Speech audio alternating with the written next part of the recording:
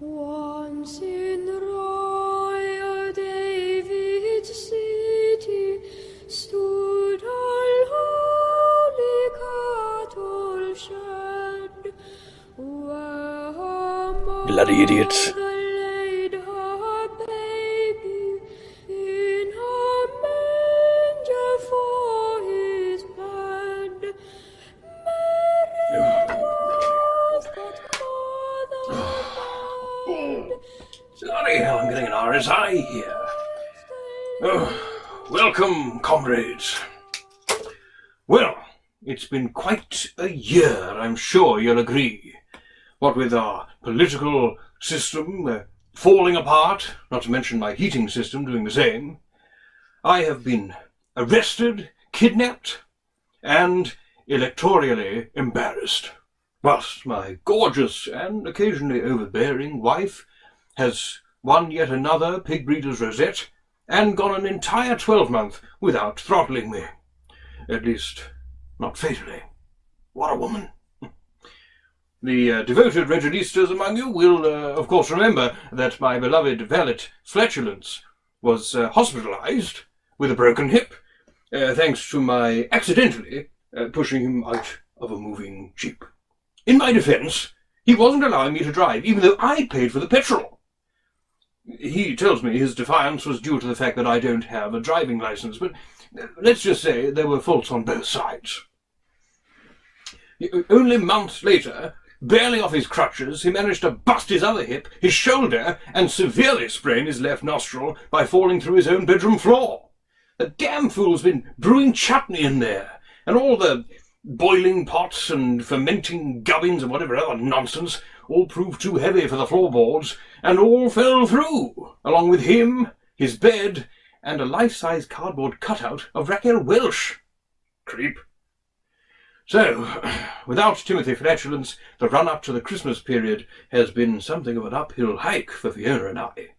I mean, Fiona's very organised. She's the one that actually gets things done, or at least tells other people to get things done. Very organised. I mean, even at her birth, she rearranged her mother's internal organs. Mind you, she has always been a large girl. But my wife's breadth is not the focus of this story, just the focus of my desirous glances.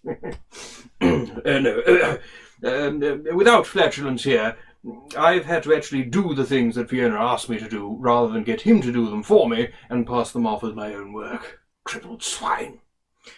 The first thing on my unending commandment bulletin, or to-do list of 3, was to acquire the Christmas ham.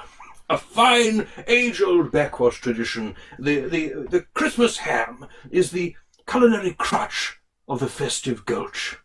It provides a midnight snack on Christmas Eve, through sandwiches on Boxing Day, right through to New Year's nibbles. In my opinion, without a Christmas ham, the festive season is nothing. I mean, you can keep your pop songs, your Black Fridays, and your goodwill to all men. Without a good, traditional smoked ham, you might as well give it all up. Christmas is just another day of the year, a gastro-tastrophe, if you will. So, I made my way down to acquire the hallowed joint. Now, we've been going to Keister & Sons for all our smoked goods for years, time out of mind, but I'd never been down there myself in person. When I saw the prices they were charging, I literally filled my trousers to the brim instantly. I lost all control of my bowels. So I squelched back home and decided to choose an option that would keep me from penury. So I acquired a cheaper chunk of pig, and I did not steal it from that woman's trolley, whatever she tells the gutter press. And anyway, the kid in the trolley bit me, so she's lucky I don't sue her silly. But that is well beside the point. I acquired this ham, and I thought, well, I could probably smoke it myself. I mean, it can't be that difficult, and certainly not that expensive. Simply to light a log and put it under a bit of meat. Keister should be wearing a striped jersey. 25 quid, for Christ's sake. Sorry. So, I did a bit of research and I realized, really, I should have started the smoking process about a week before I purchased the damn thing. It takes days to get a good smoke going. And to coin a phrase, ain't no one got time for that. So I decided to come up with a new process, a process I like to call swift smoke. Now, I don't own one of these electrical smoke things, which surely is just a fan oven that's been broken by any other name. Anyway, I commandeered one of the potting sheds, and with the help of a mug of gunpowder and a bucket of paraffin, I was going to fast-track this mother. You're a bumperclap, Reg, I hear you cry, and you may well be right. To say that my experiment had mixed results would be a diplomatic summary, to say the least. We're one potting shed down. I was lucky to get clear with my life, and I'm pretty sure nothing will ever grow within a 2-mile area of the blast. Still, we have got bacon-scented briquettes for the fire now. The least said about my obtaining the ruddy tree, the better. I will be picking pine needles from all my crevices till spring. The third thing on Fiona's list was the Christmas cards. Hell! I wish I'd read that earlier, because here we are on Christmas Eve, and I am nowhere near finished. Never mind the bloody goose, it's going to be me that's stuffed if I don't get this done slippery nips quick. And then there's the trouble of getting them delivered on time. Bribes will have to change hands, I fear. That, or threat of torture. Anyway, so bugger off and leave me to it, would you? Have a good Christmas, and I'll see you in the new year, and all that. All right. Oh, dear Liz and Phil. Hope this isn't your last Christmas? No.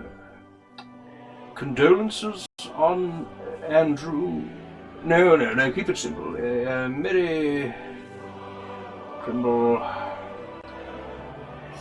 Love Fiona and Reg brackets Duke and Duchess of Despot. There we go.